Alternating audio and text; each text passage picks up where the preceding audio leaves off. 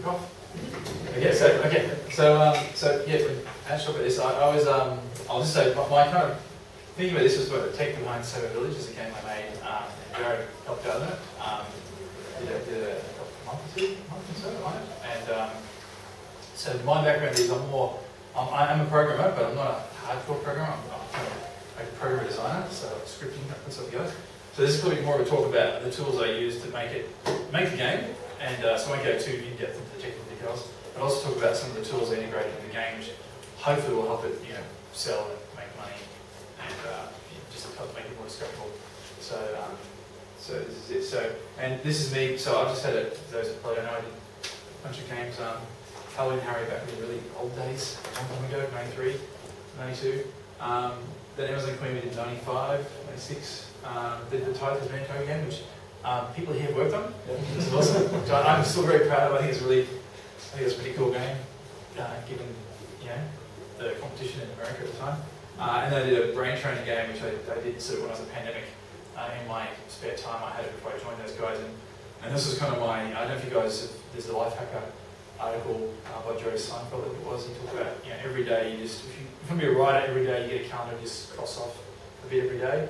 And so I kind of applied that principle to this, to basically, if I only got half an hour or 15 minutes, or maybe I won't get an hour, I just sit down and write something, code. I eventually made a brain training game. Not terribly original, it's kind of based on Kawashima type stuff, but I did a few original mini games.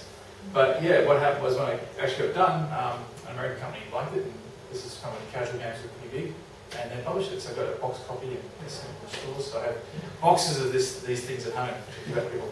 But that was pretty cool. That was a good indication that you can just, 15 minutes is better than nothing. You can just write half one little routine. Just rather briefly, I joined a company called Three Blokes, which was doing other casual games, and we sort of transitioned to do Facebook games. And we did a bunch of titles, which was really interesting and educational to see how Facebook works. So we did a game called Hospital Town, and we did a game called Virtual Villages, which is based on a really popular casual game. Which and most of these kind of got to the stage where they launched for a bit, and then either the funding was pulled out or they got sold off. Hospital Town was bought by THQ, rest in peace.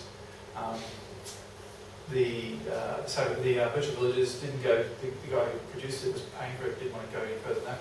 But we made a game called Galactic Trader, which essentially the path of Galactic Trader was a space trading game on Facebook. It turned into Galactic Allies, and on the strength of that, we got acquired by a company called Rock You, which was really cool. So we got sort of fulfilled that dream of having a big company to work with and make cool games.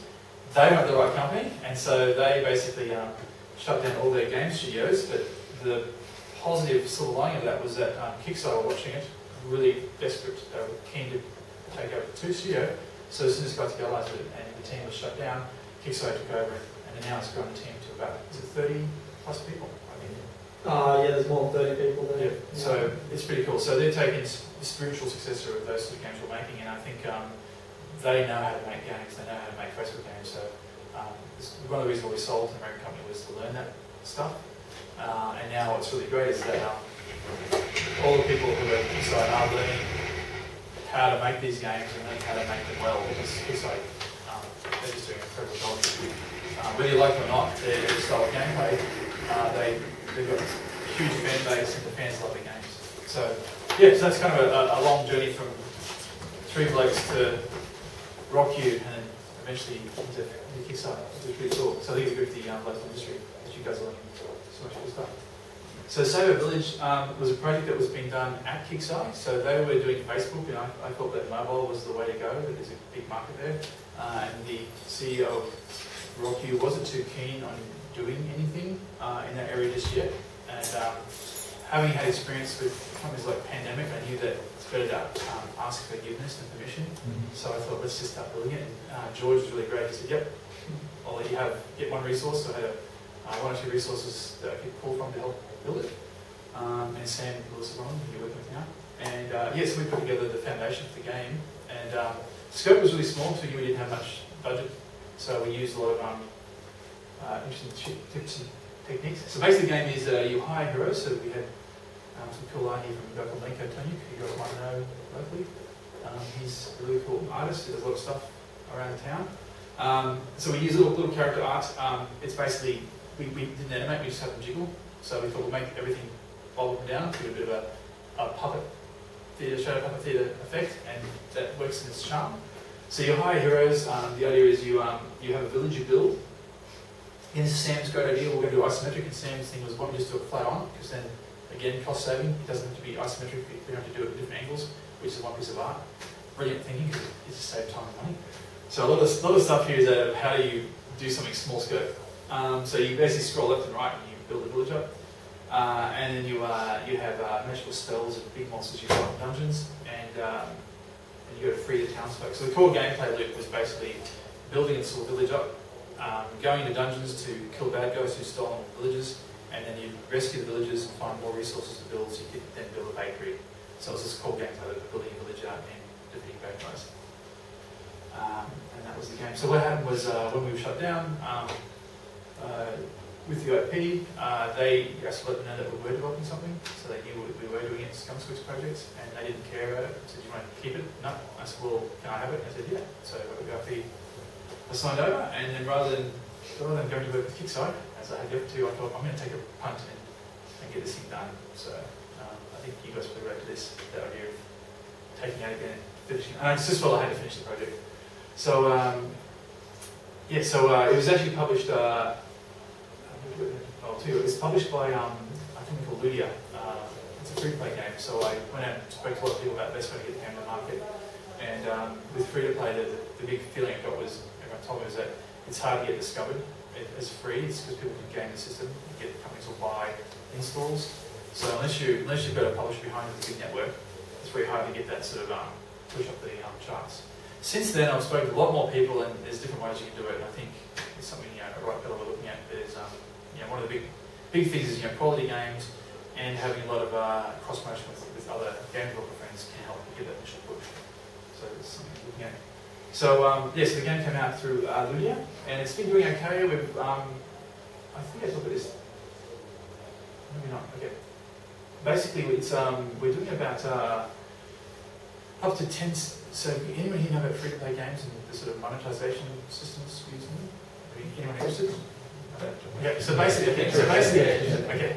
You do? Or? I'm interested. Okay, good. Okay, so basically, with a free-to-play game, the biggest key things for making money are user retention. So if they install it one day, the next day they uninstall it, that's not good. You want to have to play. So if you get a good 7-day retention number, is good. And the kind of average number for depends on the type of games, but for this sort of city building game, a 20% retention at the end of 7 days is good to have. If you've got less than that, it's not that good. Some games like Rage of Bahamut have less retention, but they've got this crazy thing where it's a very obtuse game for people to play Rage of Bahamut. It's just really bad, it's a very horrible looking visual card game, but when people get into it, they spend big money per user. So the sort of average, so like a farming game, you might make 4 cents per daily active user. So that is, on average, you've got 1,000 people playing per day in your game.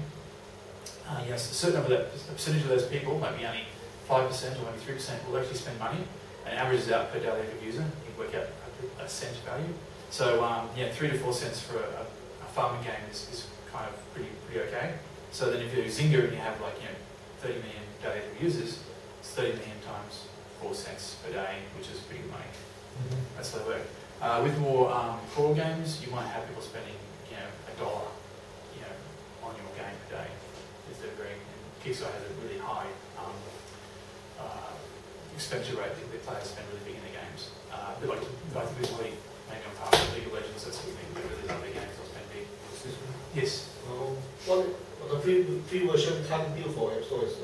That's right. Oh, yeah, sorry. And then just move forward. So development tools. So that's free to play. Anyway, so Server Village basically is doing about up to 10 cents a day, which is pretty good. It depends on the day. It depends on who's playing it.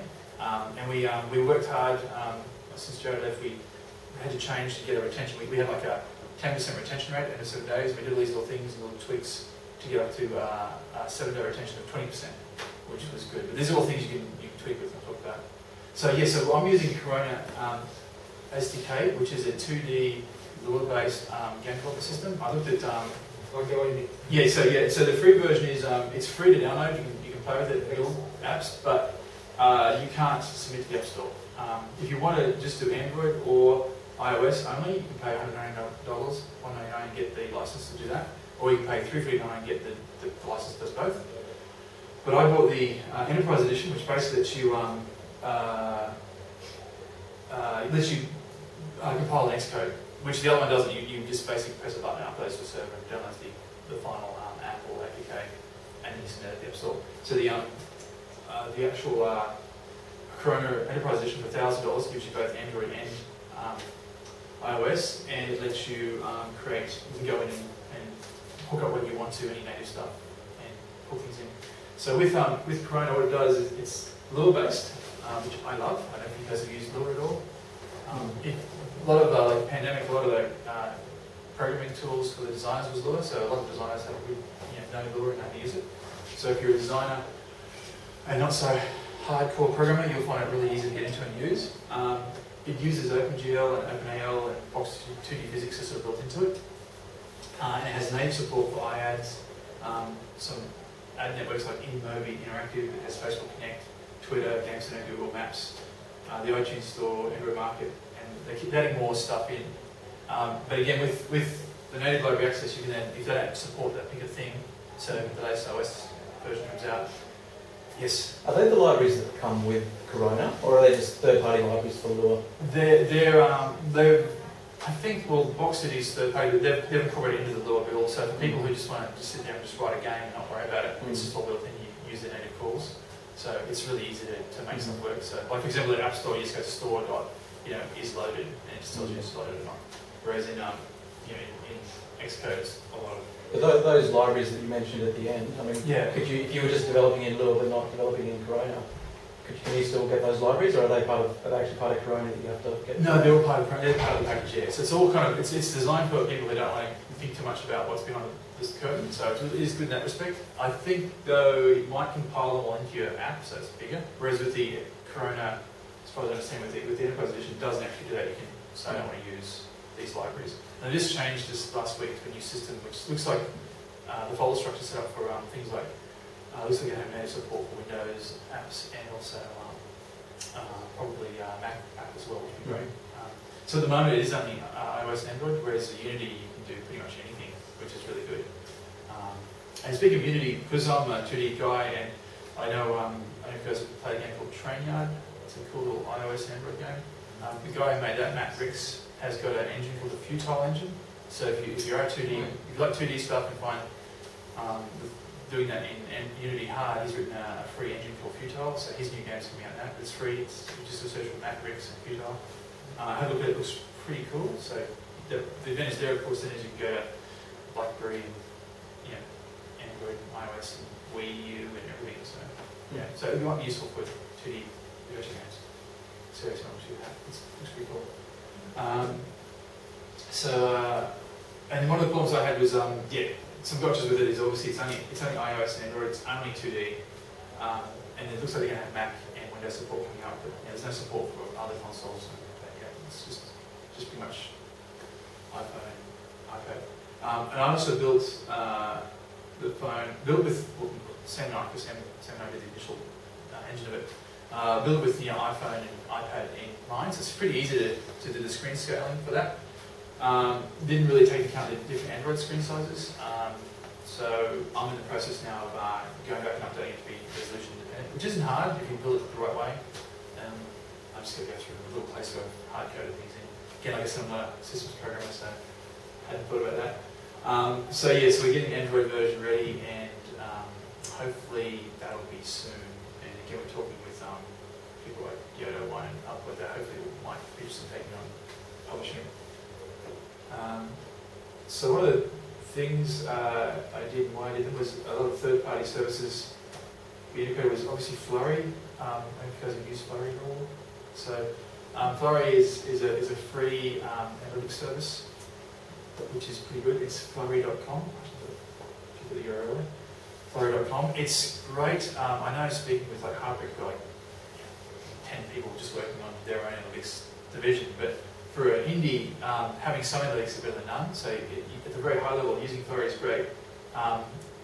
iOS only allows you to do single event logging, so you can just log in, start of game, tutorial part 1, part 2, part 3, then you go to, might be, level 1 complete, log that sort of stuff. You can, if you use another programming, if you want to do it outside of Corona, you can do multi-stage logging, so you can have a heading and a sub-log, which means you can put more, you can actually log more information. For some reason, the Corona one's just fairly basic. I could have went and done it via Xcode, but I didn't bother. So what I track is just single event logging of the game to see what stage that how far they got through the tutorial. I track what are the main things they're buying, and I'm tracking progression through dungeons. And what's good with that is you can look at your data. Not only does it tell you what your breakdown is of the devices you're using, so it'll tell you, most people have got iOS 6. It might tell you what the Android users have. So it's a great way to work out people who are playing your game what they're using for the devices. So you can then work out do you support an older version of the iOS or an older version of Android. And it also lets you do what's called funneling.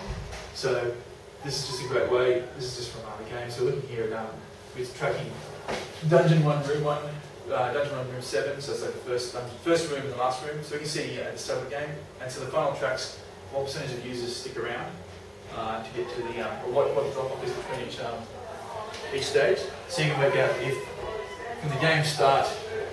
We found initially that to get into the first dungeon, people were actually dropping out. There was like 70% of players weren't getting to the dungeon, which is where the game sort of begins. And what I'd done is I had the initial, the initial stage was you start the game, and the first thing we tell you to do is clear some debris, and then when you get to clear debris, it says I'll spend a gem to clear it, and then probably at that point we're going, I don't like this, I'll leave, that's it. So change now, so when the game begins, here's the game. Your goal is to clear out the dungeons, go to the dungeon, and as soon as you go to the dungeon, there's monsters there, and we also had a hero there to help you straight away. So change that and have a little bit of improve the flow of the game. John, when you talk about retention, is that just people no longer playing, or are they actually de-installed? No, it's just no longer coming back. So you check where they come back the second day, third day, fourth day, fifth day. You can see that the third day they're gone. So it gives you an idea of how. And the retention to me really is how fun is your game. That's what I think about. The game's not fun, they might come back tomorrow. Or it could be something broken, and that's what tells you something's broken in your game. If somebody boots it up, plays it the first day, and then comes back to it, like say 2 weeks later, how does that sort of register in your stats? Good question. It's probably a little bit funny. We're kind of more concerned about just if we got them, are they coming back tomorrow or the day after? Right. That's a good question. I haven't delved, because again, being sort of independent, there's so many areas of expertise. Like I said, I know Kickstarter has probably an army of analysts, but it's probably a lot of stuff you don't do. But I think at the high level, if you look at it and go, people are falling out halfway in level 1 of my game. You can then go in and work out, well, why is it? You might find out that halfway in level 1, you might have something that's really hard to play. So if you do some testing with people, like, oh, that's the problem. So then it might just be, if it's a platform game, the jump height's too high. So then you can go back and adjust that. Great thing is once you upload it to the App Store or the Android store, you can basically start it. I'm not sure if Flurry lets you do cohorts. Cohorts means you can just start fresh with a whole bunch of new users. Then you can just see what impact it's had. But you can go back to your database and see whether the numbers improve from that point onwards. Are you interested in, say someone installs it, they give up, in pulling those people, they might never play again, pulling those people back in instead of just making it easy for new users? Is there some way that you're attracting people back to notify them that things have changed? Definitely, that's one thing I haven't got on here, but something I'm adding in is push notifications. So it was that one thing that's like, oh God, because Jared, I don't see now, we've got, Jared's helping out, which is thank God did all the, one thing I should talk about, we didn't, it's not on the slides here, but things like the retention aspect. One of the things Jared put in was a really cool slot machine. So every day you come back and the slot machine spins over, and you earn either gems or coins, or food, which are 3 currencies in the game, and we give at least $1 worth of that. So if they were using that purchase to buy that, it costs at least $1. Yeah. So every day they're getting at least $1 worth of value in return. And it's random, so you don't know which one you're going to get. You might want food, but you get coins a day. So those sort of things are really cool. So Jared did that, but when there's like 1 or 2 of you, it's hard to go, we got to put that in. So pushing something I knew would be good to have, but it was just too hard. But things like urban airship and there's there's a bunch of them that handle that for you now. There's been a bit of trouble with the notifications. Yes, that was the internal one. So we did the internal ones, which is like, I think, I'm not sure they're called Android. There's the ones that just, you can set a timer up and say, remind me in 5 hours. But the ones where you have the server and set it up, that was too hard. But yeah, Urban Airship lets you do it like now, you can have a dashboard. I think Other Levels does it. A Brisbane company here has a really good one where they let you do a push notification out, and then you can test 2 different notifications. So you might have a sale on saying, come back, you get 10% off the Dragon, or you might say a different phrase, and it tests which one people respond to. Yeah. So When you say push notifications, does somebody have to boot the app up to see it, or it actually as long as it's like an SMS that comes in. Yeah. So the ones that Logs it with the OS, and then that handles it later. yeah. So the I ones understand it with the Android, but I wasn't sure if that's what you meant, whether it was active or not. Yeah, no, so, and then the ones we did, we did planning ones, which was basically just when you're playing a game, we'll go, okay, they're playing right now, 12 hours time, we'll do a little notification saying, you know, hey, why don't you come back and join the game? But, you know, that only works when they come back in, they don't come back in. But now you can do a push and 2 weeks later and say, hey, we've got a special one. And there's other services from other companies that do ones where you can actually, this all sounds like horrible marketing talk, but yeah, you actually segment your users. So if you've got players who do spend money, and then you've got players who just play for free, you can send us a push to those players who play for free, and you might say, you might be different off with them, you know they're going to spend money, so no point saying there's a sale on it. You might just tell them that we've got new content. Yeah, because that's how you set your game up. But yeah, the funnel stuff is really good. You can see where people go, so you get a sense of, so if you look at the green bar, you can see that, you know, by people who actually get to the very last room, you know, it's a very small portion of the overall total actually makes a very happy game. And that's useful for putting new content. So right now, if I had to do stuff like what's more important, do I add in another dungeon? It's probably, there's a lot of features I'd probably do before that, because there's only a very small portion, like the very end, 8.9%. So I'd probably think about other things that are more important, like making the battle more fun, whatever. Maybe they're the spenders, though, the ones that... Well, they could be, yes. And the problem with Flurry, and this is where there's other services that let you really drill into that and give you the profiles of those players, but they all cost money, those services. Flurry is free, and I think for that level of just working out as your game broken is really good. But yeah, definitely, I'd love to there's a whole bunch of them we're looking at right now, and they're all different. They also have a little bit of, they all have one good thing, and then they're missing something else. It's almost like you need to use a whole lot of them just to get that spread. But I think just the very level of, you know, are people playing my game daily, and where are they falling out? This will be information. The other one uses Tapjoy, which is tapjoy.com. There's a whole bunch of these services, and this is where people might think it's a bit scammy, but these are services that they need to pay for user acquisition, so you can do ads for your game, so you can advertise in another game, and get a little thing pop up saying, you know, play my game. They also have something called Offer Wall, which looks like this. In our game, we've got, I think, saying free gems. So there's the people who will never pay money ever, but you give them offer to click on the free gems button, and that pops the offer wall. And this lets you basically watch a video or become a fan of something, or watch the video for Game Brothers too. So it's basically an advertising system. If they do that, they earn these gems. And then basically you get a percentage back of that. So with a village, out of the revenue we make per day, 30% of that, up to 30% of that can be from these offers. And I think it's from people who probably won't go pay anyway. So it's actually extra money if you want to make a living out of this and make money out of it. So that was hooked up easily. This was done again via the network access to Tapjoy stuff in here. So I just created, so basically just created a, I think I called my library. So I just import my library.lua and then do a Lua call, then come back into here and do all the Tapjoy stuff. So that's not built into Corona. And the other one, this is something I've just integrated this recently, which is pretty obvious if you're doing iPhone development, you probably use it all the time. It's the share sheet, or what's called the activity view controller. So it's really nice is that you can just basically, Corona has built into it the ability to bring up a Twitter sheet and a Facebook sheet, but I'm ditching their internal ones because they haven't got ahead using the iOS 6 share sheet. What it does is lets you just pop up a sheet of all the different things, you can save to clipboard or And I think if you're in China, it'll make you select Weibo? Is it Weibo? There's a different social network. So it might be instead of Facebook, Weibo, yeah, so instead of Facebook, it'll be Weibo. So it does it all for you, and it's really, really cool. And it's also a consistent UI interface, so you know, just implementing a lot more of that stuff in the game, which is really nice.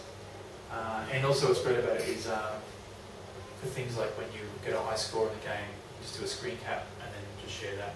So rather than having to do a lot of other, it just makes it so much easier to do sharing than it was before when you had to do like, you know, I was doing like specialist art and stuff. This is so much easier. Yeah, that's what it shows you. Send it through.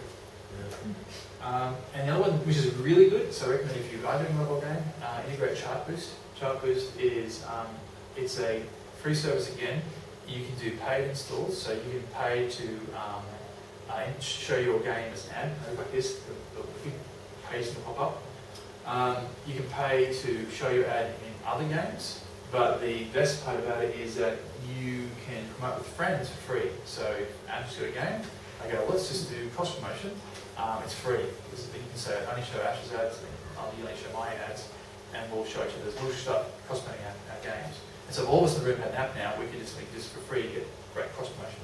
And there's a service from another accelerator in Canada called Execution Labs, and they've got they've just set up this really cool little a system where you can go to the executionlabs.com website, you can go there, register your game, and they'll hook you up with other developers who want to do the same thing. So it's a really great way to get around having to pay money, and like-minded indies or people just share each other. The great thing with it is that you can also hook the call in at all parts of your code. It could be in game boot up, it could be at the end of a level or whatever. But once you do that, there's a dashboard that you can control to show them, so you just turn them all off. So if you think I'm sick of showing this, people hate it, just turn them off and not let me see it again. So it's really easy to control that from within the dashboard. Or you might decide that it's working really well when people are seeing it after the level up screen and putting that there and only show that one. So you can put it all through the game. So their goal is, as far as I understand, Chartboost, is they're hoping that using that free service, eventually you'll go, well, we might as well expand a bit and pay money and do a campaign to buy more users. That's kind of their goal. But I think it's great for indies, so it's a really good system. And I think, I'm not sure if you can filter out the types of games you see, but I know there are other services that you do that. You can just say, I only want to see games of this type. So if you don't want casino games, you can just say, no, I only want to see zombie games. The other one that I would recommend you do, and I haven't done, so I'm preaching, not practicing when I preach. Again, it's the whole thing that everything's overwhelming, it's too much to do. But Facebook Connect, I actually have done it on the little tiny apps, a little Facebook, a little photo app with my daughter, which is really simple. We put Facebook Connect in that and it worked really well, so I'm going to go back, put it back into Server Village. So what it does, basically, you just go to Facebook, you set up a Facebook application, you put in your Facebook store ID. What it means is that that if you use Facebook Connect in your game or your application, you can then do a post to the user stream, and then it's just automates everything for you. So once the post's there, it'll say, you might say, Matt's just scored a high score on his game, his rally game of 2,000 miles he's raced, and has a little picture of it. You might just sort of screen capture over. And then when the link there says his rally game's name, if you click on that link, what it'll do is it'll take you straight to the, if you're on the mobile phone, Facebook will take you straight to the App Store, so you can then get it, or it'll open the app for you. So it all makes it for you. It's really nice. So I like this stuff because it takes away all that back-end stuff, which is fun to do, but it's just time-consuming. So it just automates it for you. So yeah, those friends, if you click on links, you go to the app, and it works in the mobile version of Facebook. And they just share images to the feed. And looking into there's a game called Ruzzle, which came out last year in March. It's a word game, really fairly simple, it's just Boggle. And it did okay during the year, but they just focused on all their Facebook sort of notification stuff, and they've got like 20 million users like at the end of last year. So it really pays off. So they've grown the market huge. So they're the kind of tools I used just to make the game beyond Lua. And then there's the useful tools I use to actually develop the game. So This is stuff. Can Yes. I just ask, Yes. does the Facebook Connect stuff, that's a free service to Facebook? Yes, it is, yeah. I mean, they want you to use Facebook login. When it first started, I didn't have you to log in with Facebook. I just posted the wall and it worked fine. So I had the little game would do that, but then they said they want you to log in on the iPhone. So yeah, it's free, but they just get more people sign up with Facebook. But if you're running a game which just appeals to Facebook users, then it's silly not to, because they obviously want that to share with their friends. And, depending on the game, it's fun to post stuff to your games, stuff you're doing for people.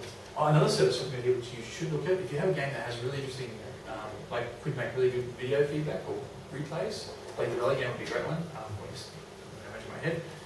It's called, there's two services, one called Camcord with a K, KAMCORD.com is their website, and every replay. What they do is, actually, to get an example here, I'll show you this.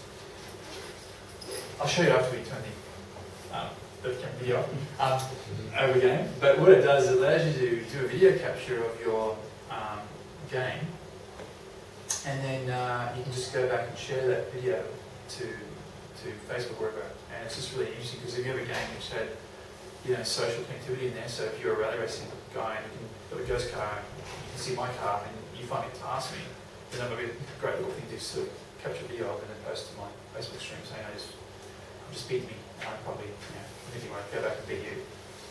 So that's a really cool thing. It's worth looking into. So in terms of the tools I've used, I just use Pixelmator, which is what was the tool, sorry, to do that? That was called Every Play. Every play. Yeah, EVERYPLA.com. PLAY.com. Yeah, so it's a pretty cool service. It's launched just recently. It's actually watched the PlayStation 4 announcement. You guys see that?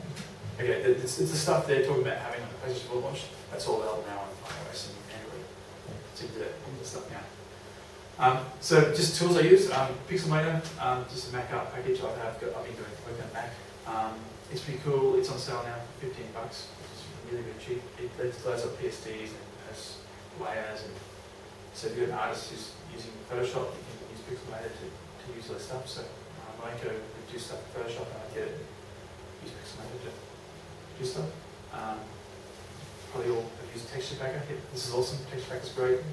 Lets you your sprite sheets and exports in all different file formats. I get it exported as a Lua file, so I can just extract the Lua, which is really good. Is Texture Packer free? I think it's like $15 or $20. It was like, the other stuff's so cheap. Good question. I think I paid money for it. It was really cheap. Do you know, have you got a free You version? can get a free version, but it watermarks your stuff. It's horrible red things. Okay. So Yeah, it's free to try it out to see if it works for you. Yeah. You couldn't publish it. No, and there's it's like, is it like $20 or? $15. Yeah. Pretty good value. And this one is great. It's a free service called TinyPNG, and I'm sure artists, if there's an artist in the room, would be horrified, because I'm sure in their eye they could see a slight change in art. But this is when you remember we had our Etsy our app was like 45 meg or pushing 50 meg. Yeah, I think it was just on the cusp of getting to 50, and then you released there was about 20. And Yeah. So I just put all my art into TinyPNG, just knocked it down to by 50%. And I can't tell the difference, and I'm sure artists could, but I won't. There's actually, for anyone who's good with the command line, there's a command line free program that I'm betting is they're just running it on the server behind. It's called PNG Crush. Oh right, it probably is it, yeah. Very common, like if anyone's running Linux, for instance, you just type it into apt or whatever and it says, yep, there it is, bam, it's installed. Is it great? I mean, like I said, and what they've done is they'll have a Linux server behind it, running that, and you'll upload it, it'll crush it and send it back. It is great, it's drag and drop. And this implementation 1 meg, but down to 3 meg, which is great, so you can get some really big textures. But yeah, I just found it just knocked everything down so much. I was impressed. The other one I used, I don't forget, was I used Audacity as well, just to compress the sounds, and that was amazing. So yeah, again, I'm sure audio people and art people would look at it as terrible, but I really couldn't.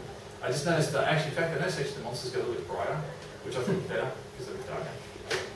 Sure. Yeah, so then like, no, I didn't tell him, but either way, it just saved a lot of memory. It was again pretty important to get that smaller down size. And then I'm using, we used to use Superfluous, there, but we switched over to Source Tree. I'm sure you guys have used Source Tree. It's made by Atlassian, the Australian company, and it's free. It's really good. I think it's free for a certain number of licenses. So for any teams, when you're less than 10 or 5, it's actually not bad. And it's only for Mac at the moment, but they've got a Windows beta now is now available. So there's a link, but you can look at source tree for Windows. It's just really nice. It's really easy to use, and it's free, and it stores it in the cloud. So all my backups in the cloud, I just put them down, and I think the amount of space you get is really big. So it's one of these things like, what's the catch? But I guess the catch is once you grow to more than 5 users, you pay. But again, for indies, it's just yourself. It's great. 2 people. Did you ever try a Git tower on the Mac? I looked at some Git stuff, and it kind of, because I'm not super technical, and some of the stuff kind of scared me, all the stuff to set up. This one was good because at the labs, UC Labs, a lot of guys are using it, so I sat down and walked through it. But is it similar? I don't do Mac stuff, but it is a Mac Git client. Right. It's very simple, and if you go to their website, there's like a 5-minute video or less to show you it, and you look at it and go, I want this on my Windows PC now. Well, can you get Windows? Yeah. No, they're not making a version. I'll write it down and see it. Yeah, I think you're right. I think it's like $30 or something. Yeah. I mean, that stuff is, even if it is $30, it's still so cheap. So, It's not like a license of professional license are forced. it's a guitar. Have you used Tortoise-Git on Windows? Yeah, I use it every day actually. Yeah. Yeah, that was, I must have picked it wrong. I picked one of them to look at, and it was just this horribly complex list of command lines, and I was like setting up, and I did it wrong the first time. I tried to get it back. It's horrible. Whereas this one was, I had the luxury of having some guys at the lab sat down and said, this is what we use. And it's all graphical user interface, so it was just easy to drag and drop things in. Yeah, having used Perforce, I found it easier to move Perforce for that, which is pretty cool. And then for your main games, these are some resources that you should check out. There's App Annie. I don't know if you guys have, who actually is making an iOS game or an Android game? Good. So App Annie is really good. So App Annie lets you obviously see the charts all over the world where games are on the charts. And then you can look at it and see what the kind of estimated daily downloads are, and it shows you where they are on the charts per day, so you can sort of see where they're moving. You can also see things like when they do a spike, it'll give you a reason why, like if you're featured in Canada or whatever. So it's really good to get an idea. If you go back to Angry Birds, it's great because you see Angry Birds was like tanking for like 3 months, and then just got these spikes coming up.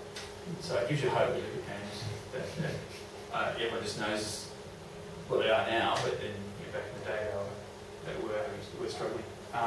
Zoho.net's an interesting one. It does a fairly inaccurate, but accurate enough to sort of give you an idea, gauge of the number of downloads, the actual number of downloads the games have had. So I've got friends that obviously Ski Square guys saying, this is what it says in Zoho.net. Is this similar? And we're higher. Yeah, okay, but it gives you an idea that roughly how many hundreds of thousands of sales they're getting. So when you're looking at a genre of a game, making a type of game, you can look at it and see what are they normally selling, roughly how many they're doing. That'll help you. If you still want to make a game, you might go, well, I know that 20,000 downloads is kind of what the average is. So maybe there's not that many people who are into that game, but at least you set your expectations. Know, well, it's 20,000 downloads. I'll sort of get at least I know not to spend 2 years on it. So it's kind of useful in that respect. Is it generally hard to do market research, or is there lots of good information so you get free? There's a lot of free stuff like this, like App Annie and Zonet's free, and they give you fairly good ideas of things, and the app itself tells you where things are. They don't give the actual numbers. That's what Zonet does. I think it does it works out. I'm guessing it works out what day the chart position was, and what it must correlate back to what the numbers were. It does an approximation.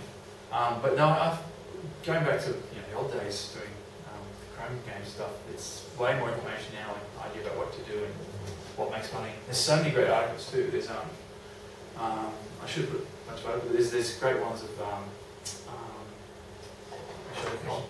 Actually, just a random comment. Yeah. These days, there are many times I've thought back over stuff like Thai, and thought, you know what, if we had like inbuilt analytics and the ability to push out an update, I'll bet you there's like, I can guarantee if you go back and play Thai, there's I think that people call it a cliff. Yeah. There's a shelf moment, there's a cliff that's going to be about level 3 in Thai, and I guarantee you, like, the sales of Thai 2 and Thai 3 would have probably been much better if it had been that we had analytics and could have just gone, oh, hang on, if we just, oh look, there's that one jump there where you've got to jump from here to there and you've got to do it to keep going in the game. And if we had to fix that, we probably would have had a lot more people sort of play through and finish the game.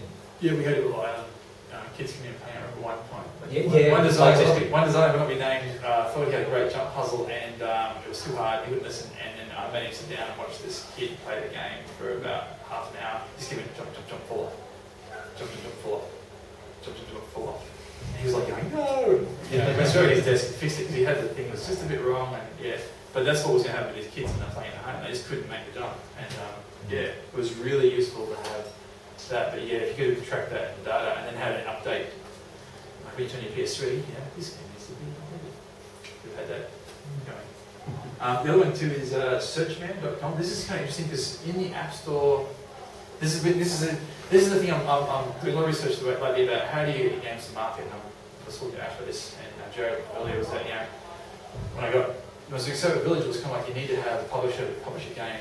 If the free to play is hard to get the charts. But then there's a lot of people who've got free-to-play games, I know, who've got successful free-to-play games, saying you don't need to get user acquisition, you don't need that at all. You need to have a really fun game, and you need to differentiate in the market, and cross-promote with other people, and you still have success. So it's kind of weird, you got people who are successful telling you that, but you think, is that because they were successful last year, is it the same this year? And others are saying, no, you need user acquisition, you need to spend lots of money to buy them. It's a tough one about how that would work. But one of the things that's coming out of this though is that, no matter what you've got, the key thing when you are looking for a game, when you see a game, unlike traditional PlayStation marketing where you go to a shop with a big banner right up with the game or you see it around, right now what you're going to see in the App Store are two things. It's going to be graphic, the icon, and there's going to be the name. So they're really important to get those right. So Searchman lets you actually do neither of those. It actually lets you look at your text description. So when you search for a game, there's the search keywords. Searchman lets you basically do a quick search of all the competitor products and see what keywords they're using, and just lets you more competitive advantage. So you go, if I've got a game about Doodle Jump, Doodle Jump clone, you can see what keywords other games have in their game, and you get a bit more advantage and use those in your game. So you might have a chance of setting out. The other thing you can do then, once you've got that sort of worked out, so it means you appear first or higher in the search algorithm when you search for a game. The other thing you do also is what we call, I call it ghetto testing. It's like multivariate testing with your icon. So you basically just get your icon. You've got your name of the game, which is cool.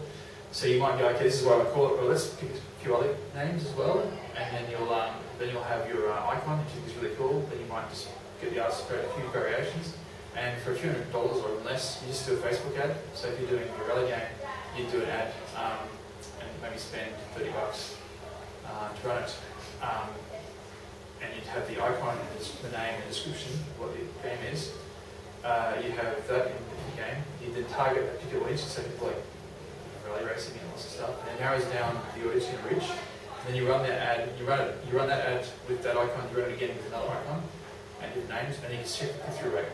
And then when people click on the ad, it might cost you 5 cents to click through, which is you run tests. You get 1,000 people to click on it. It'll just tell you what the click-through rate is. And the one that, and all it basically says to you is, if you're going to have this icon and this name in the App Store, are people likely to click on it? And it's just a fairly simple test to work out, which one has better attraction to the user. Yeah, and it's, I'm for a moment, people are arguing that it's stupid and it won't work, people saying it will work, but the guys who got successful games saying that it does work because it's basically, it's all you got to sell most of the time is an icon and a name, and it helps. When I was working for Google, I think I saw firsthand one of their massive competitive advantages is this real-time ability to optimise every tiny little thing about their web pages. Because they have these title graphs, and you hear people say, oh, nobody ever clicks on those Google adverts. Well, it's like billions of people who say otherwise. That's what's happening. And they have all these AIs and stuff, but all of those things can be tuned. And they have these title graphs, and you tweak some parameter on some AI that's changing how the auction works. You can just take a little slice out of the revenue, a tiny little thing out of this title graph, and Oh, yeah, that's about $10,000 a day. Wow. Sort of thing. Or it goes up, you know. And Yeah. because they can do that, they have the ability to tweak that stuff in real time. They run an experiment on a shard and, you know, change the parameter just for, say, some percentage of the traffic. And that is, it's a really, really powerful thing. Being able to do it for the games is just magic. Like if we can harness that, it's just... that would be great. Yeah, well, I mean, having a Google page, Google Ads is awesome, you can do that. But yeah, I think the closest we could do is, you can probably even run Google Ads too, if you want to, I guess, run cheap ads. But Facebook's good, you can target down to that audience, it's pretty cheap. But yeah, it's amazing, and it really, because that's, like for the adverts, it's got to be compelling for them to click on it. Well, they have things like, just really simple, the colour of the background colour behind there's like the promo ads at the top that appear with a coloured background. Yeah. Just changing that hex value, a couple of points this way or that way. Some people have some degree of colour blindness. So if you tweak that hex value just a little bit, suddenly it'll just go up. And, wow. It's only that 10th of a percent, but like I said, that's $10,000. Yeah. And try to get on a few sample groups. So yeah, so I recommend that. Again, because it sounds horrible, it's like marketing stuff, but it's just, if you want your game for somebody to discover, it's good to have that. Other thing you use is a group called launchrock.com, and what that does, you just create a little splash page to land on. So if they do the ad, it goes Launchrock, has a little sign up saying, hey, thanks for your interest in the game. If when it's ready, give us your email, we'll let you know, and then you start building an email database. So that's pretty active. Let's see if that was really all right. So that'll be something. Oh, the other one was review times. Use this. This is just iOS only. It lets people tweet over what their when they submitted the app, when it got to the App Store, and they take all the Twitter feeds and create a little graph to how long an average submission time takes. Which is something if you are doing both iOS and Android development, or even just doing iOS not Android, I'd probably recommend doing Android as well. And test your difficulty scale, those points where people get stuck in the game on Android. Because with Village, we'd submit the game, it'd be 9 days for it to go through Apple. Prior to that, the publisher would spend 3 or 4 days testing it, and then 9 days for Apple submission. So that's it's like 13 days, almost 2 weeks, and then it'd be up and then it'd get released, and then we have the data for the next 4 or 5 days. So it was like almost 3 weeks turnaround. It was horrible. Whereas with Google, you can kind of put up the App Store that night, and then you start testing it. And so I recommend doing Android. Lead with that for your testing to see whether the gameplay is actually not broken, and what the cliff notes are, shelf notes. And then obviously for monetization, it might be different per platform. I haven't done that yet, but I'm assuming that Apple users might be spending better than Android users. So yeah, that review time is really good because you can realize that come Christmas time, so 12 or 13 days for your app to be approved. Whereas I think right now 6 days. It's dropped quite a bit. So and that's it. That's any questions? Is that not as technical as background and stuff. I was saying that one thing that is interesting is with Prone and Lure, Sam, who goes also the system, he did a really cool thing. Is you can make it very object-oriented in a way, which is really nice. But I don't know anything about that, so I can't talk about it. But just to know that there's the book by there's the lure book by the guy who created Lure, and it has this whole chapter on how to structure your lure program. And trick it into thinking it's object-oriented. Yeah. So Up on it sideways. Yeah. So even if you think lure's not that cool, it can be made pretty cool. How do I? So any questions about anything? Is there anything you don't like about Lure? Like any downsides to using it? Well, see, I came from doing C programming into Flash, ActionScript, to Net3, and to Lure. So I've gone through that path. So I like it. I can't really think of anything that I don't. Probably the Corona development environment is it's frustrating. It doesn't have access to everything that when a new release comes out. Yeah. But again, using the enterprise edition, you can access anything you want. But no, it's like, I don't know. Did you have any frustrating you found?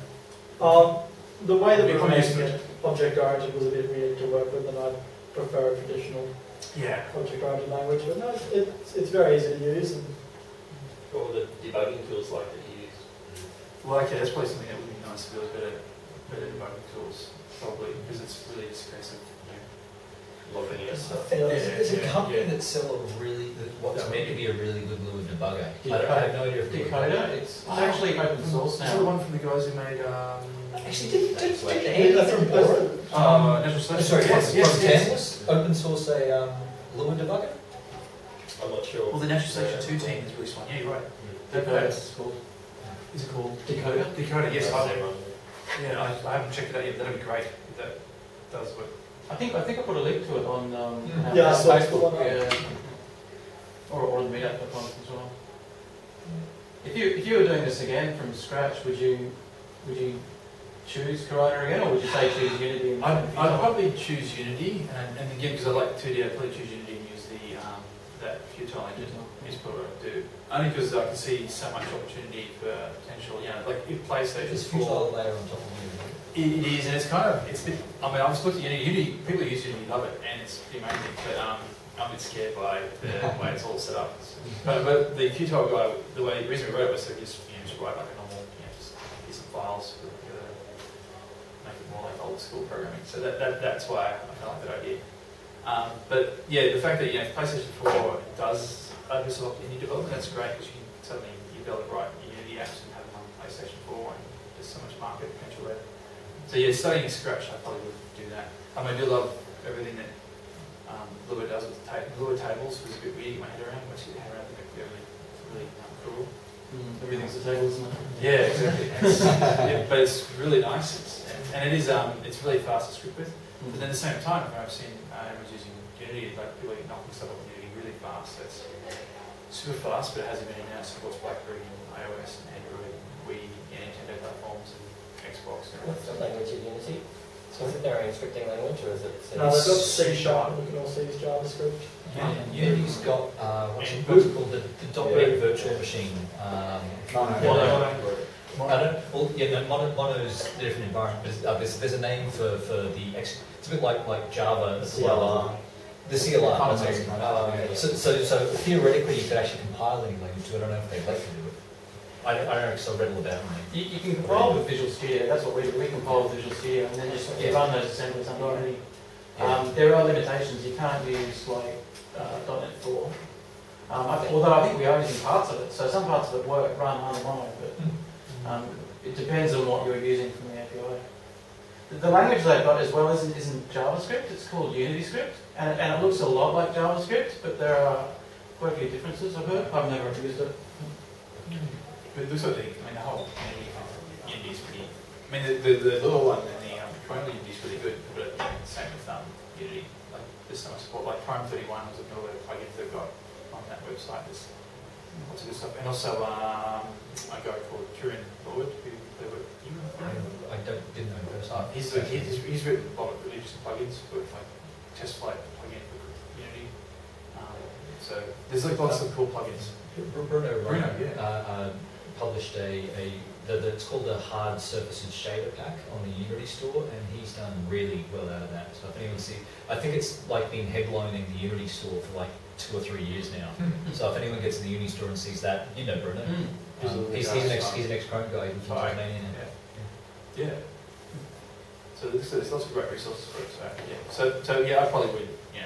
I looked at it recently and should I? It's like no, it's that big. It's a big disconnect. To do it. Can I ask, with these, because like I roll my own engine, and that's partly because when I started, for various reasons, partly when I started they weren't as cheap. The price actually dropped about a year into my development of a lot of these things when they were racing to the bottom. One of the things I'd always thought back when they were more expensive is, I thought, because so many people are using these, would you now be able to go, and if you saw another game, would you be able to go, I bet that was made with the Corona SDK? Does it sort of flavour it at all? No, not at all. I mean, there's a bunch of apps that are in the top, top 20 that we've made with Lua, and with Corona, we don't fix that. I mean, you get the 2D, so that's what's going to get one. You usually pick Unity apps because that's what it's just sort of the real beginner indie studios all use that. Yep. You sort of pick that. With 2D it might be a bit different because it depends on. It's and I suppose 2D is a lot more flexible. Typical run 2s, don't you? Yeah, Timberline was That's there, it. right? I don't know. I'd be interested to know what the revenue is. I've always thought you can sort of spot a Unity 3D app at least anyway. Like they sort of have a certain look, and I haven't used Unity enough to know where that comes from. Unreal Engine has that. It's the same with like Yeah. Flash. You'd be able to tell a Flash game just because of the vector graphics. Yeah. and Yes, stuff like that. yeah. That's right. I have a historical question. What was Flood of the Amazon playing? What was it written in? It was written, well, okay, the original one was written in called Amos. So I always make these weird scripting things. So Amos was the Amiga thing, and then Tony Ball converted it to C, so it was written in C. Yes. Something good. So Yeah, you wrote your own like scum-like interpretation. we did, yeah. And it's quite funny because the source code in C is basically it's all the Amos calls, but then it's C, so it's written the same way. But Amos was pretty good. So, but our publisher was really worried about it because it wasn't a real development tool. So, it transferred over to C. What was it? Like a script interpreter? It was kind of a procedural basic that was done. It was a language slash kit, wasn't it? Yeah, It was a platform unto itself with its own Really language. good. So yeah, but all the editors were in Amos, so it was this way. It's kind of like almost like Turbo Pascal, something like that. That sort of thing. Yeah, it was. like it was graphics really library. Yeah, For long, yeah. 80s, wasn't it? It was, yes, it was on 80s and early 90s. Well, probably late 90s, no, early 90s. And that's when I was using it, early 90s. And it was, but it was great. It was really good. It was really cool. So you had Amos as I well? played with them, had Yeah. a built in. It was great. So yeah, so it was, and then everything else was done in C. Actually, just since that's raised, I've actually been wondering for a while because I know you released it to the public domain so people could use it on what's the emulator? Yes, It's yeah. going to be, yes, It's coming. it's going to be, it's right. Have you thought about republishing it on Just on emulate iPhone or stuff. something? It is not. Yeah. So what happened was I did the public domain release because I really hated the fact that like EA would have these games and they never released them again and they're dead because you can't play them because they're already like you can only run after 386 and we don't even do that flavour of 386 we run on a new machine. So when they asked me would they like to release, I said yes. I gave them all the source code and they recompiled it. So it was under the free licenses more. It's not, you can't sell it and you can't change it in any way. It's like it's not public domain. It's like a creative commons. You're free to distribute it. Because the scum emulators are never simple. You need to basically be a programmer to be able to set things up. So if people are willing to go to that trouble, they can get it themselves. That's right. So if they then, want to download it in the App Store, they but then publish now. Israeli company kind of said we'd like to release it on iOS and sell it. And I said, well, we'll do a licensing deal. So that it actually is on iOS. You can buy it. It makes money, which is great. So you can either buy it on iOS or you can do it just get it free on the PC. I was about to say, I suppose you've thought about going back and adding adding an analytics to it, because I know there's a point I got stuck in it quite fast. Totally. How does the interface work? Because a lot of those games, there's a lot of pixel hunting. Yeah, they use a magnifying glass, you touch the screen, the magnifying glass up here, it zooms everything in, you move around. It's pretty clever, but it's not designed for touch at all. It's but nostalgically wise, it's like $1.99. For $2, it's like, oh, I'll buy that. And it's full voice as well. And they also did all the languages, so you can get Hebrew, German, French, Italian, and they're all full audio. So it's a pretty good value for $2. But we had a Kickstarter appeared to me, another company wanted to do the Android version. They wanted like $40,000, but then they started saying things like, they're going to put stuff in the game extra, and they're going to sell T-shirts. I was like, that was completely not part of the Creative Commons license. I didn't worry about it too much because I knew they'd never get their target, so I spent too much money. But they were apparently related to they were a team that was being committed to do that version by the official licenses, and they split off. Oh, so the people that EA were contracting? Oh, sorry, no. The people who contacted me from Israel, they said, can we make an official version on iOS to get, and then they were going to do the Android version, and the people they talked to went, oh, we'll do it ourselves, and then they tried to do a Kickstarter. It was very strange. But yeah, it still makes money, people are downloading it. So yeah, there's an audience, there's a market on iOS for these games, so yeah, it's nice. But I would definitely rethink the interface. I'm sure you're doing that right now, like how you touch and I haven't played Gearwalk yet. Apparently that's a bit of a point click game. It's from Smogo. It just came out the other week. It's like it's a very strange, almost a horror type game. It's, I haven't played it, so I've only heard it. It was a game of the week 2 weeks back called Yearwalk. Yes, it's on the iOS. Do you find it frustrating that the market has come this way? Like everyone's raced to the bottom. That even if you've got an app out there for $1, people may not. I know that I don't spend money on things unless it's free. Yeah. And I don't spend money on games. I don't purchase things in games. I mean, I don't really play a lot of games, to be honest. I'm more interested in my building. But does that frustrate that you spend a lot of time on how to get this audience out instead of just like bang, $50, pay it, done? Not really. No, because for me, like Harvey and Harry and stuff. I mean, our budget knows we're like nothing. I was like, I think we got a $2,000 advance from Medicom. So it's a ridiculous amount of money, $2,000 to make this game. We gave it to them, they made money off it. And that was sort of like back in those days. It was you got one chapter for free anyway, and you paid to unlock the rest. I think the fact that now there's a huge mass number of people, like 600 million, and then you count what the end users are, well, they have 1 billion people that you can reach, and if they are going to pay $1, it's okay, I don't mind. It's like Coca-Cola.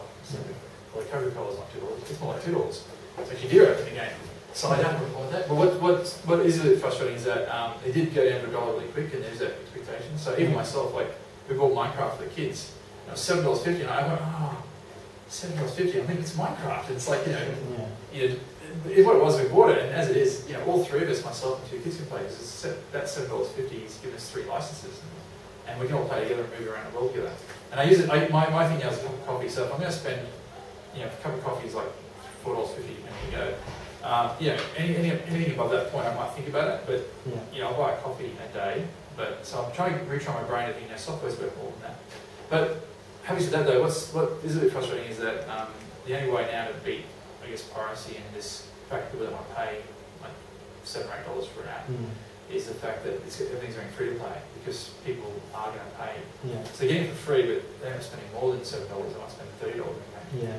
It's kind of odd. So I don't know. It's just the way the people's thinking's changed. It just feels like games are such a commodity nowadays. It's like that, they're kind of just throw away as popular music. Well, when you think of it in the beginning, arcades was designed to be.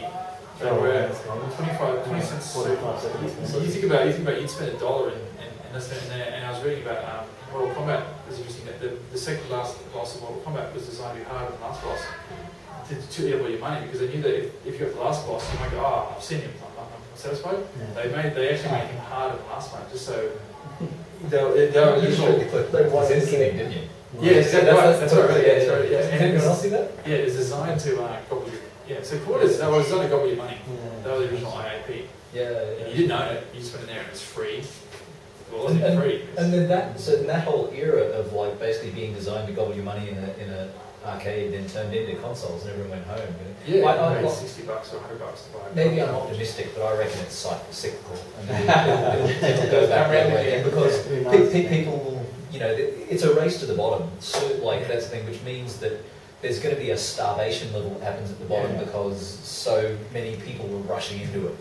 That eventually, like you're saying, the only people who will be able to survive are going to be the game sweatshops in Mumbai doing it kind of thing, and the quality, there won't be quality, and so it'll differentiate again. I reckon the opportunity it'll be a quality gradient.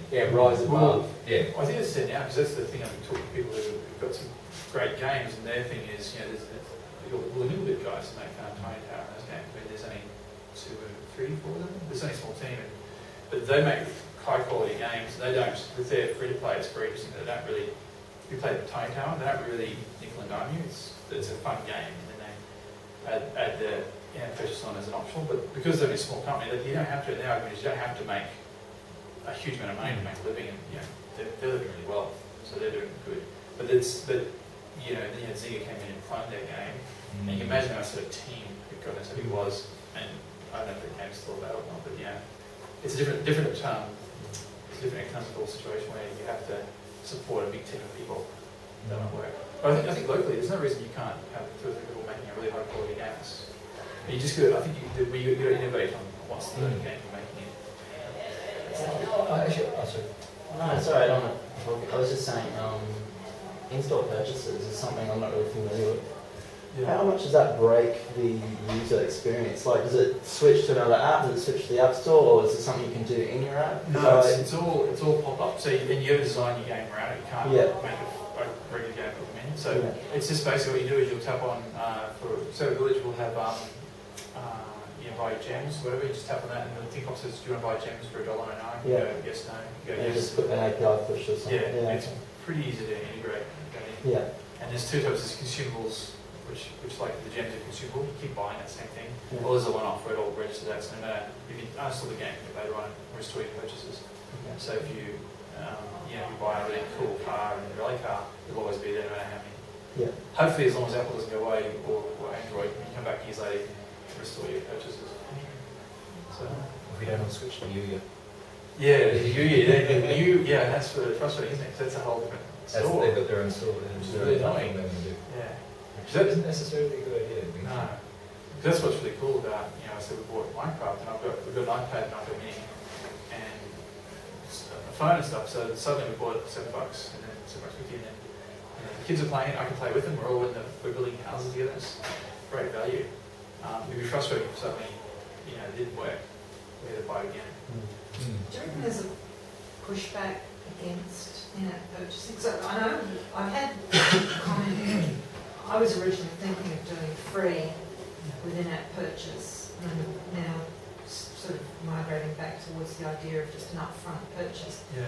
Because a couple of people said, "Oh, it's all just a trap for you to get your 5-year-old kid to go and spend a whole lot of money on your iPhone." There's this idea that because the in-app purchase is so easy to do, that it's just a cash grab. You're seeing more and more stories on the news about, there was the big one that just hit about the kid in the UK or whatever who spent $3,000 in an afternoon on some game. When it starts hitting the news, Apple the mums and dads know about it. Apple will probably refund that. They refunded it. They did. Yeah, because we had friends who did that. Their kid bought stupid amount of money, Apple refunded it, and then the kid did it the second time, and I think they did. But it's like I'm thinking, well, friends should have turned off in our purchase. What did they do? And we have, except for those big pop-ups saying, turn off your purchases, happy. But I don't know, because my nephews and nieces, they're all in their late 20s and 30s, but I remember when the old black and white and colour Nokia phones were about, and they were younger, like in teenage years, but they were happy to pay $1 or $2 for a little tiny JPEG or whatever it is image for a screensaver. And I found it fascinating watching them as kids going, okay, this is the next generation that's coming up, they're quite happy to do apps and spend stuff virtually. I was still stuck in the thing going, well, we want to own it, it's not real. I was in that old mindset, but they were a much open idea, and that's the kids who are now 20s and 30s who are buying this stuff. So then again, you've also got things like games that come out that are $1 or a fixed price and do well as well. I don't know. I think you can do both. I think it depends what sort of game it is. Although the thing is, if it is a fixed price for it up, you can not get any people try it. You don't know how to do it. But for an adventure game, it's niche. People want to play it, and they want to play it. So it's probably better to go paid because they're seeking out this experience. Whereas for the really casual player, they're going to try everything. It's throwaway. So free means you can download it. But for what you're doing, my request is to be paid. Or the end of chapter 1 and then move on. Well, there's an adventure game called Yesterday, which is on Unity, and it's $7.50 Right. front, that's not cheap for a game. Well, and it's only got like 8 hours gameplay. When you, But yeah. if you sort of, I guess if you're the person who can read a novel in 8 hours, most of you paperback books or even books on Amazon. What are you paying to see a 9-minute movie? Well, that's exactly right. Yeah, I'd rather games be shorter. I play Uncharted 3 now, and I come back 3 months later and I forget what's happened. I need last time in Uncharted. Yeah. I forget things. Portal 1 was the ultimate length. You could finish that in an afternoon. And I think for me, in my demographic, that's what I'm looking for, is how can you keep people engaged for a short amount of time. And they don't need to remember all this information. They don't need to come back and go, oh, where was I up to, and things like that. That's what I find. That seems to be another trend, is surely gameplay, because I reckon the number of people who, again, going back to stuff like Tide, the number of people who bought Tide, I can bet the percentage that would have finished Tide would have been exceptionally small. It would be great to know how old they were. We asked the EA this, because there was a card that was packed in with it, and we said, what's the stats? You have the stats? Oh, no one fills those out. Like, what? I was like, that was kind of urgent. They didn't have no stats, but whereas I thought, this is great, I had this treasure trove of data, because kids would fill out their cards, and they didn't. But now and we put just as much resources into building the last level of the game as we did into building, the one halfway through. Which is probably done. I finished my first iPad game the other day. I actually finished it to the end and saw the credits. Oh, really? Which one was it? It was called Shanti. It was a strange platformer, but it was really cool. And I just thought, like, growing up playing games and sort of, you play through and you get to the end and you're like, oh, that was an awesome ending. Yeah, So glad I played through and saw that, and I just go, I'm missing all these games because I sort of play for a little bit, move on to the next one. And the end's usually the best bit. Yeah. I've always done that. I've been a gamer since I was 4 and I've beaten like 2 games. I mean, like Deus Ex and like Quake 2 and like nothing else. Yeah. I finished the cave. That was cool. Like, played that through. Yeah, it's really good. You can play it again multiple times. But yeah, it was really nice to get to the end and do that. It was only a short experience. It was $15. I was like, that's quite good.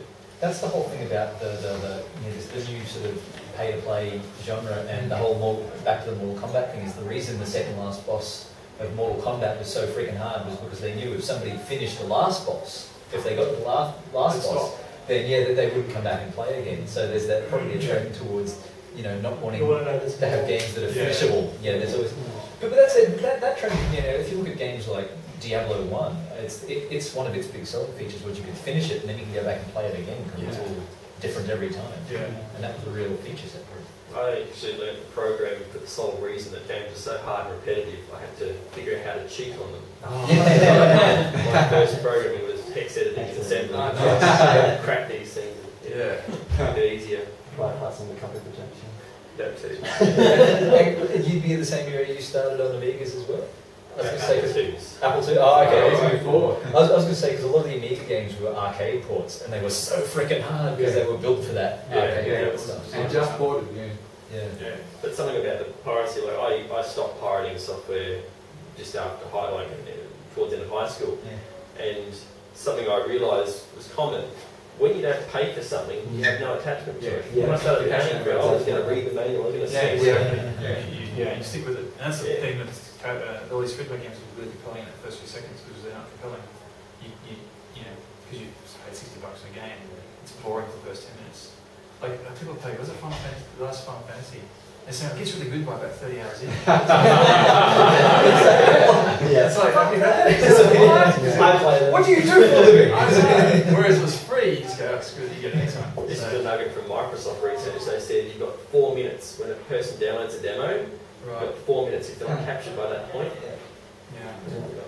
Well, this is before we had that, theory of way that they read and stuff. People obviously it was too much of them at that point to start the game. So just change the game flow at the beginning helps.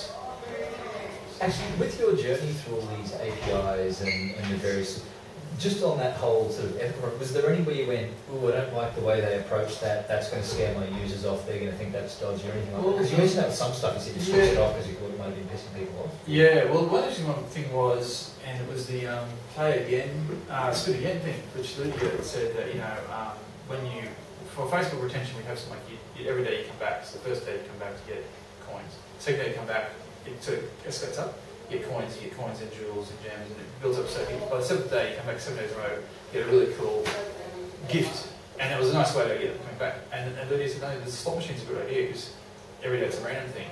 But the thing I said was then you can spin again. I said, oh cool. And charge $1. I went, what the hell? $1 is like when you pay for Angry Birds. You're going to charge $1 just to spin the handle again. It works. Yeah, and it works. It works because what you do is when they spin again, they're getting more than $1 value. Because they don't shop more $1 worth of coins, they get $1 worth. You're getting more than $1 worth, but it's random. It's with the coins, the gold. And the point that I realised, which I thought was coming, and I'm like, no, it's actually kind of good. You don't have to spin again, but it puts value to what you got for free. Does that make sense? So you know that the yeah, but it's half we could just put a slot machine into Jetpack Joyride thing as well. Yeah. But it's personally, by the time you put a slot machine in your game, you've strayed over the line. From you can't catch that into the real world, which is yeah. No, I do worry about that. But that was one thing I thought was interesting, and it gave the value back to that. I mean, it could have just been pay $1, give you one day chance to pay $1 again. But it's the end of the day. And the perception of value and stuff all interacting together. Yeah, exactly. So I mean, the other way would be just simply saying, hey, you come back today, it's a one-off offer for the day, and you can get this cheap. Maybe that would work. Do you have metrics tools that you're using? Do you have any way to see I know when stuff comes up on my Facebook's, such and such completed a level of farm ball, I just hide it. I'm not interested. Do you get any feedback, say people have hidden? Not with this, but I think with Facebook Camp, then you go to the Facebook dashboard. There's a lot of data there. So you can see if your posts are annoying people too often. Yeah. Facebook has for the developer. There's a lot of data there. Yeah. But so you definitely set up the Facebook side, so you have to. Again, that's where it becomes hard because you've got all these dashboards that for there's two of you, It's three like of you. And there's tools that can do that. But you could drill down. It's like diminishing returns. There's no point doing that when everyone's just not playing a game. Yeah. It sucks. It's not fun. You got to fix that first. And then hopefully making money and you hire somebody to help you out with that. Some of the services will, they're pretty costly, but if you make money, they'll have a dedicated project person to help you out with that sort of stuff. But the Facebook side, definitely that stuff is there. You can track that. With the Facebook games, we'd be doing that now with Pixar, but we could see the bell curve of where our audience was, because it's, unlike iPhone and Facebook, you know whether male or female, what age they are and everything. And see the bell curve, like with Trader, it was like, it was what you expected. It was like roughly 20-year-old males was the key demographic. You can see, but that was surprising. There was a lot of women who were playing it that we didn't realise. So that was, you can see that the female curve as well. So that stuff's kind of useful to know because you might. So we also did on our classic trader game, which I haven't done on iPhone. I haven't seen anyone do this. We popped up a poll at one point, so asked them what's their feedback. We got 100 or so responses, but it was interesting insight into what they liked or didn't like about the game. So I haven't seen anyone do that on iPhone yet. We do have to take this poll. Went to SurveyMonkey. So there's no reason why you could do that on iPhone. A survey about the game. Get people giving feedback. Yeah, we asked questions like, what did you think? What was most exciting to you? Was the mining? All these questions about our game. Do you get a few gamers to pop up a UI clip prompt saying, hey, please rating a game on the App Store? Yeah. It's not quite the same as a survey, but at least it's something. That's generally you do that when you've done something really good. It's always kind of a good idea though, like not pop up say, would you like to do a survey, but just pop up with a question and so they can just read it real quickly and touch Actually, it. a question good idea. You can do that randomly. Get coins. Yeah, and that way it's not then I don't want to do a survey, whereas it's just, here's a question, I like this. It seems a lot less invasive. What you've just done. Exactly, Because then you can correlate back to what they say versus what they actually do. Because that's what the next two will tell you whether they are clicking on these things. You track what they're clicking on. Because it'll tell you what their most favourite item is and stuff. Because it's just a question there, they know what you're asking from, they don't think you'll ask you to sign up for this and pay for this. I was going to say I signed up for Google Plus through a sort of account I was using for a work thing, and I remember the process for signing up for Google Plus, classic Google stuff, like really slick. That thing where they started with the really, the first page was here's the stuff you have to fill in, and then you click through, and then the next one was like, okay, you might want to fill this in as well, it's really important stuff, and then and at any time you could sort of go, no, I'm done, I just want to go do stuff now. And it was like they clearly, I'm sure they will have engineered down the drop-off rate per page. It was really slickly done actually, and I imagine you could almost do a similar thing where you ask the thing you most want to know about the first time, and then they finish another level or something, you ask them something else. And I think if they're done something really good, like that radius always pops up. Well, it should always pop up after you've got a high score or something. When they go, I love this game, I'm so good at it. In Save Our Village we had that rate our game thing, and one point where we'd have it up is when after you did your wheel spin, but we'd only pop it up if they had a good win. So if they didn't win anything very good, we wouldn't ask them because they'd be really cranky. But if they got like 3 in a row and it was like a really big win, we'd be like, what do you think of our game? We did get them in a good mood. Race. So all those little things that, like Deathbite doesn't have custom, those little things just add up to help that extra experience. That slot machine thing's interesting. It's a game that just came out, I saw a review for it, called King of the Shing. Oh, King of the Shing, yes. And the whole mechanic is slot machine. It's like all your combat. Because when Jerry, with Server Village, with Server Village we had, the idea is we'll see how it goes. It's making money. It's making anywhere between $100 to $800 a day, depending on the day what users come in. So it's just ticking on, making money, which is nice. So the idea was that it was at some point duplicating that code, making a new version theme.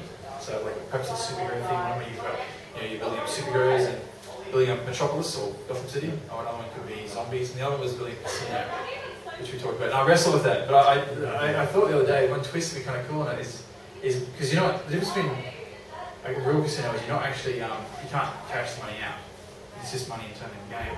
But I thought it'd be kind of cool to have it so you always won, and just this psychological experiment with the game. So you're always winning coins, and you start winning hundreds of tens of dollars, and hundreds and thousands, then millions, then billions. And then the things in the shop you buy, which are like, you know, more casinos, we start with things like hospitals, and you can cure, you know, cancer. And I thought it'd be a really good social experiment, just to play the player, you know, actually, and just because you track all the data, and then have it in the end, you can buy Africa. And then you just really, I just thought it'd be really cool stuff, like I think it's just a slot machine game, and then at the end it's a social experiment. You know, what are your goals? What are you going to do? So now you can buy Africa. So the message you're sending the kiddies is play slot machines. It's just that what is it? Is it 15%? What's the house may take 15% or something? There's a set limit of what in Australia. Yeah. But it means they're going to make money. It's limited to 15%. They'll make, yeah. But I thought, what if it was like, you know, what if it was more way that, you know, it was this way that you will win. You will always win. How cool would that make you feel? You easily got totally out of control where you just went earning billions of dollars every spin.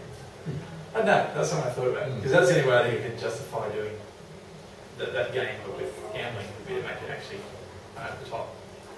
It's really crazy. Actually, as I say, part of that whole cyclic thing I was saying, where I reckon cyclical is, you know, everyone probably knows Zynga's been tanking and losing money hand over fist, and they've just shut down a bunch of studios. Yep. And from what they've got left, apparently they're pretty much switching to online gambling, I heard. That's not too much of a surprise at being Zynga, because they've never been about, you know, they've never had high ethics, have they, about whether it's a... I'm sure they didn't struggle very much with their morals before they started to switch to online gambling. Yeah, but they're doing also core games now, which is interesting. They call them core games, mid-core, which is like, you know, what Kickstarter does, which they call mid-core. You know, Hardcore games. Hardcore games. They call it, Well, that'd be even more of that side of that swing back, I reckon might happen. But we got flown over to visit them, and they flew, I think really? They flew everybody in the world. Because they were trying to when they were throwing money around. Well, they faked themselves up for the IPO. Right. So, you know, it was, so right now they're starting, which is post-IPO, but they were doing that. We went and saw them, we had Drug Trader, and they actually put us over because they saw Virtual Villages. We watched that, and there was other stuff with Virtual Villages. It was kind of really, it was probably innovative in the Facebook space, but it wasn't innovative in the regular console space. Things like quests, things like that. And so they saw that stuff, and they had a team internally who were doing business analytics on the game. So no matter how small the game was, even though we had like a few thousand users, they still saw it come on the radar. So they thought so we chat about acquire. But when they saw Virtual Trader, they said, "Oh, this is like one of the guys said, this is a game we love to play, we love to make, but we don't know how to make those games." So I stuck in that farming genre. So they had there's this desire of all the guys there and girls to make interesting games at this point. To help. Which just experience in games companies when you're stifling your staff. Particularly when you walked in, their business ethic, their your business principles. Was we make games we want to play. I was like, well, that's not what I'm hearing. Yeah, but they're all really nice people though. They're really lovely. But yeah, it's just really strange that they've then there's scripts around now to do that. Good luck. I think League of Legends does the freemium model really well. Like, Zynga games always feel like people get pissed off because they're kind of spammy, kind of like share with your friends, buy coins now and stuff. And League of Legends people spend a lot of money on it. They made like $100 million last year, I think. They're 3 years old, and like you can just play as much as you want. You don't have to buy anything. You don't get prompted to buy anything. People just get addicted to it, and then 6 months in, they're like, oh, actually, I'm going to spend money on it. And yeah. What can you spend money on?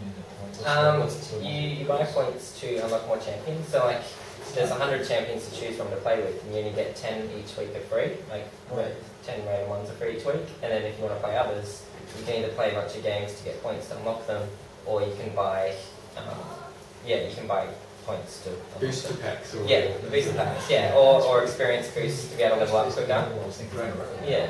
Because I've spent like $100 on League of Legends. I have a friend that spent $300 on it, and that was mainly because. And I have a bunch of friends that are in high school and like brothers and stuff that play all the time, and so they got levels ahead. I'm like, oh, I'll just buy some experience boost to get a similar because I don't have enough time to play. Yep. And yeah, so that's basically what I've spent my money on, and I'm looking at champions because I didn't have time to play them all. So yeah. Yeah, and you also, I mean, because the difference here is you're paying money to play. Basically, It's accelerate it's what I call your- it, your game, as opposed to it's not saying to you, you've had your game today, wait till tomorrow or pay to play. Yeah, exactly. It's It's not restricting anything. It's just if I want to be able to play with different champions and stuff without spending all the time unlocking them all. Then You think about that though, $100 is just a new console game. Yeah, This you actually played beforehand. It's like 3 console And games. you're like, I like this game, so I want to keep playing. yeah, The $300 for a free surprise. game. Yeah, $300 surprise, but they don't realise that there's games I've bought multiple times. You know, like I bought it on a PC and I bought it on a Mac again, so I can understand that kind of. Because if you really love the game, it's fine. You play the game. Yeah. Do you pay to buy the game client up front? No, it's all completely free. You can play everything completely free, and you don't get any actual advantage of paying money other than time saving. So yeah, if you have enough time, you can unlock everything just by playing it a lot. The key here is balance, like how much time it takes to Yeah. actually Yeah, upgrade yeah, it. Whether you got time or money, you Yeah, pretty much pretty got. much. And if you're putting in time, that's a win for the other players because there's more opponents or the community's Yeah, larger. So exactly. We've got more players than Xbox Live now too. Which is huge. Oh, it's on Xbox Live, is it? I mean, we've got more players than Xbox Live has. Oh, really? Wow. League of Legends, yeah. What's it called? League of League of Legends. Oh, It's like Dota, Dota, but paying free. Yeah. Is that done by the original team? Yeah, yeah. It was originally subscription based on WoW, wasn't it? And they switched or something. No, that one was always free. Heroes of New Earth was the one that was paid, and then they switched to free now as well. Heroes of New Earth is basically the same thing. It's like basically they both came off Dota. And then, yeah. Actually, World of Warcraft's free for the first 20 levels, isn't it? I think so, yeah. I think you can play till level 20, Yeah. not play a set. You can buy it for like $5 now as well. Like the WoW and the first two expansions are $5, I think. Right. Yeah, I always found it weird. I mean, it's a great game, but we got the fact you had to pay for it, you had to pay again every month. And then if you wanted something again, you couldn't pay for that. It's like, what? They're getting it 3 times. But now the thing about the changing models, isn't it? It's like back when it first came out, it was like, but I've already paid for my game. Yes, and then you pay again, and then again, yeah. So they're going to release the next pack, whatever it is, for StarCraft in about 2 weeks' time. Expansion thing, was it? So it was like Heart of the Swarm. Heart of the Swarm, that's it, yeah. And there'll be millions of people all around the world who are going to buy that, Yeah. regardless of what it costs. Yeah. It doesn't matter. I think the models are, I think there's a lot more experimentation and trials of models you can do. And Yeah. I think it's not just. Selling hats. Yeah, well that works with Yeah. Well, I think, isn't it? but I think it'd be silly for you to make a game to sell hats for your game when you're. Well, but I think they probably could do that because they No, they can. had their numbers and they already would be in the long tail, Yeah, I guess, yeah. and they figure it's better to switch then to get the people in. I think it'd be a mistake to go, I'm going to make a game and make your hats in it, because that would work. I think Yeah. League of Legends makes sense. Like, I'm going to make a really fun game and have these really fun champions and buy that. So that makes more sense. You can buy skins in League of Legends as well, but I don't really know that, but other people do. They're just custom character books, so like, yeah, character books slightly different. But the kids put a lot of value on that, on the bounty. Yeah. items. Yeah, because they're like Very unique and important. different. Yeah. I've pretty much quite said that Team Fortress 2 is their experimentation vehicle. So everything they want to do is want to try something, so just put it in Team Fortress 2 and see what happens. And you know, get stats back on it and decide it's worth it or not. Actually, they just brought their Linux client out of beta, and one of the first games, in terms of with them saying it's experimentation, one of the first games on it, they had Porter as that. So it's on Linux already. You know, it was like one of the first 4 games on there. Alright, we need to start wrapping up, so it's about 10 to.